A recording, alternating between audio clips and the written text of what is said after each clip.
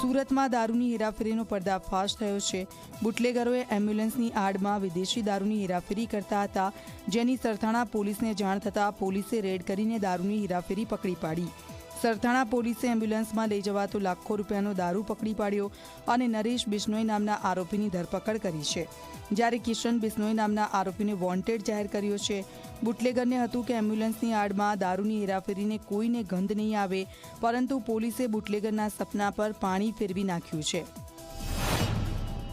આ ગુનાના કામે આરોપી એમ્બ્યુલન્સ વાહનની અંદર ચોરખાનું બનાવી પરપ્રાંતીય દારૂની બોટલો રાખી કુલ મુદ્દામાલ 1,69,440 તથા તેની પાસેથી મળેલ મોબાઈલ જેની કિંમત ₹5,000 અને એમ્બ્યુલન્સની કિંમત સાથે કુલ કિંમત ₹8,74,440 નો કુલ મુદ્દામાલ રિકવર કરવામાં આવેલ છે।